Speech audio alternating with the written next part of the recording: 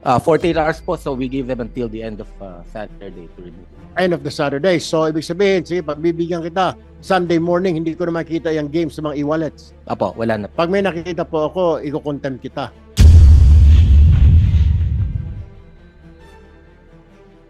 Pwede po. Para malinaw po tayo, hindi yung, sabi nga ni Senator Cayetano, wag mo ninyo biro-biruin ng komite na ito. We have a problem. We have a crisis. Hindi po ito basta-basta. We are facing crisis, Mr. BSP, sir. And when you say, Saturday po, huling oras na Saturday, sige, pagbibigyan kita hanggang Sunday. Pag Sunday morning, meron pa pong mga games sa mga e-wallet, sir, iko-contempt ka namin. Thank you, Mr. Chairman. May, before I ask Pagcor, 2 or 3 points lang. Deputy Governor, can you clarify? Sabi niyo kanina kay Senator Marcoleta, may order na kayo na tanggalin yung links. Yes, Your Honor. So, hindi sumusunod sa inyo. Do you have GCash? Yes, Your Honor. I-open nyo yung GCash mo ngayon. Nandiyan pa huli yung link. We gave them 48 hours, So- Your Honor, to take down the links. When did you order, Deputy Governor? Today, Your Honor. So, can you please, I know, sir, sa banking, very conservative, you have a very good reputation. Pero please speak very clearly to us. Diba? What you did on July 25, nag-circulate kayo ng proposal sa mga e-wallet at hinintay nyo pa yung kanilang reply. Tapos today lang kayo nag-order. Kasi may hearing today. Your Honor, if I may... Hindi, kasi ang sagot nyo kay Senator Marcoleta, kulang na lang pumalakpak ako eh. Papalakpak kasi dapat talaga ako kasi at least umaksyon kayo kaagad. Kasi yung governor nyo, ang ganda ng statement, dapat daw mahigpit. Pero wala namang aksyon. You know, I will go to, I will stop there, Deputy Governor. But be very clear here kasi hindi lokohan tong hearing na to eh. Diba? Sana sinabi yung kanina, sir, it took us time and everything, but we're giving them 48 hours. Eh sinabi nyo, hindi, you ordered them na eh. Pag binuksan mo ngayon, meron eh. Hindi po ba? Seryoso, pinag-uusapan natin eh. Lokohan ba to?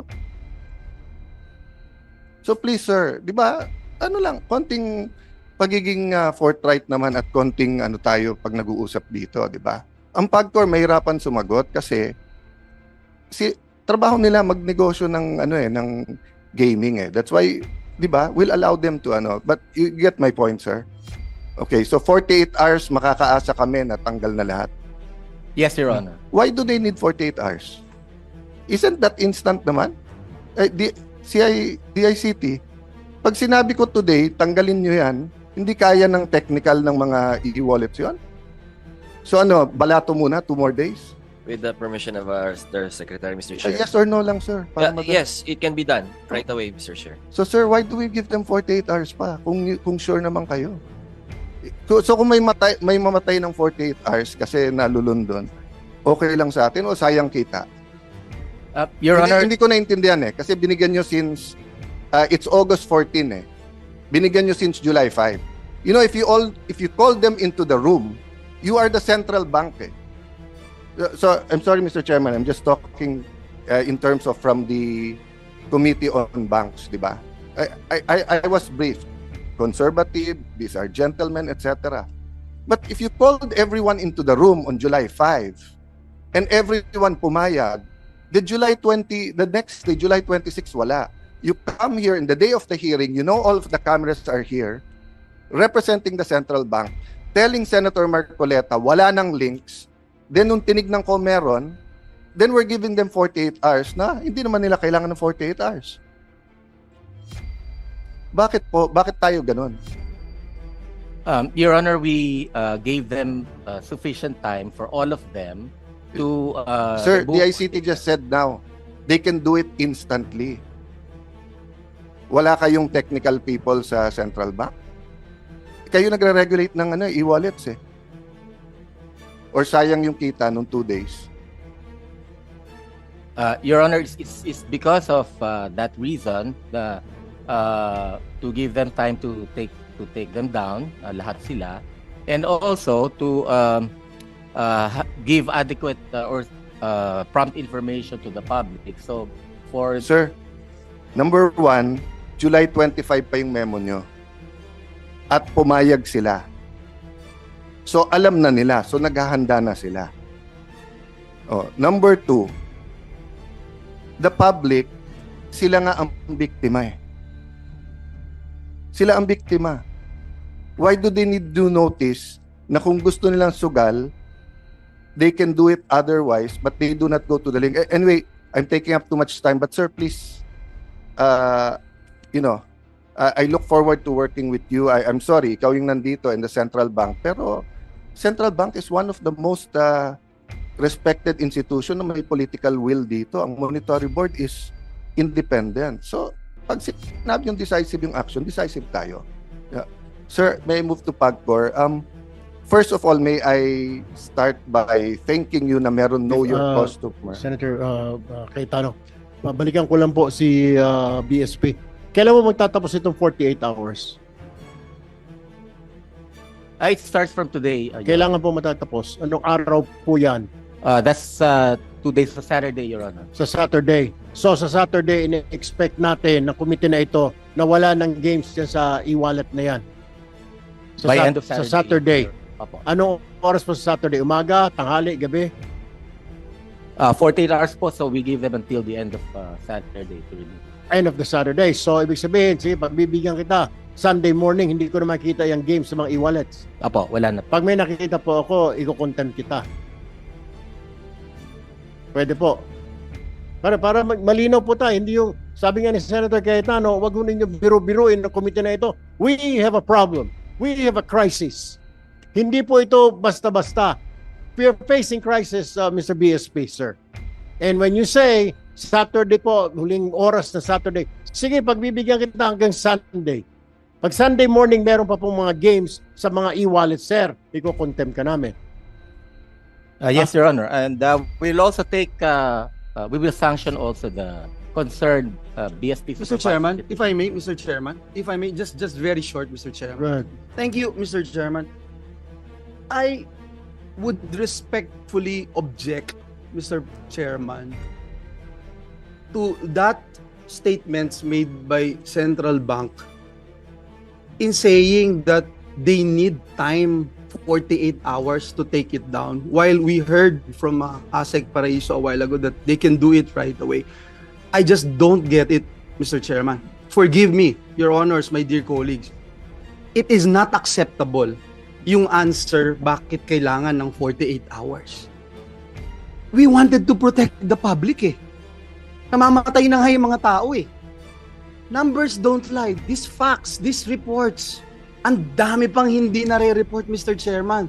Kausap ko lang yung isang governor sa isang probinsya dito sa Pilipinas. Sabi niya, halos araw-araw may nagpapakamatay dito, pare. Bakit di natin ma-stop? Again, Mr. Chairman, I'm really sorry. It is not acceptable yung binibigay na sagot kung bakit hindi natin mai sara ngayon kung kaya naman. Ngayon, if there's another answer, Mr. Chairman, that would convince this representation na bigyan pa rin ng 24 hours, sige ho, I will agree. But right now, the answer is being given to us, Mr. Chairman, hindi ho acceptable. Sorry. Thank you. Thank you, Senator Villanueva. Yes. Sandali lang po, Mr. Chairman. We'd like to clarify the statement of the BSP representative because very important po yan. Is your statement is within 48 hours, you will ban the apps on the e-wallets or you will ban e-wallets to be utilized by these gambling operators? That's two different things, ha? Kasi yung apps, tanggal lang yan. Ibig sabihin, walang advertising. Pag punta mo sa GCash, sa PayMaya, hindi na lalabas yun. Pero iba yan sa pinagbabawal nyo ng paggamit ng e-wallets sa pagbayad nitong gaming na ito.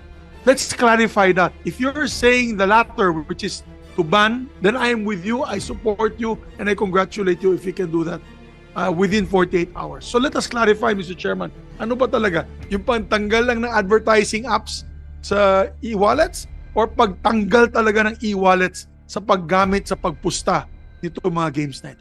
Mr. Chair, Go ahead. dito kay BSP, kay Governor. What's your name, sir? Mamerto Tangonan, Your Honor. Ba't kinakailangan pa ng isang araw na palugit 48, ba't kinakalampan ng 48 hours? Eh sabi nga na dito, isang pindot lang yan, tapos nawala na yung apps na yan. Ba't kinakailangan palugit? Para marami pang pwedeng tumaya? Para meron pang mga kukuha ng porsyento sa mga taya na yun? Mr. Chair, Sir, I'm may asking him. I interject? Sir, excuse me. I want him to answer my question. Senator Rafi, finish first. I want him to answer my question, Senator. Pakisagot lang po yung tanong ko. Ba't kinakailangan ng 48 hours na pwede naman gawin agad-agad? Tulad nga sinabi ni Senator Villanueva and Senator Migs, nagtataka lang kami. At si Erwin nga nagsabi, pag hindi mo makagawa yan in 48 hours, iko-contempt ka. Pakipaliwanag. Okay, mabilis lang. Anong proseso ba dapat ang ginagawa para ito ay tuloy na matanggal?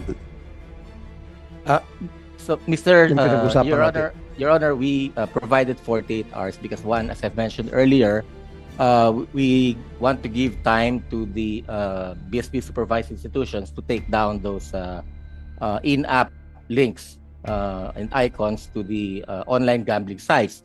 The other reason, Your Honor, is so that we will also provide time for the customers, for the consumers, to withdraw their funds from the online gaming account once they learn that we are already removing the links from the BSI mobile payment applications and websites, Mr. Chair. So within that time, for consumers who may want to take their money out from their online gambling accounts, they may do so, Mr. Chairman.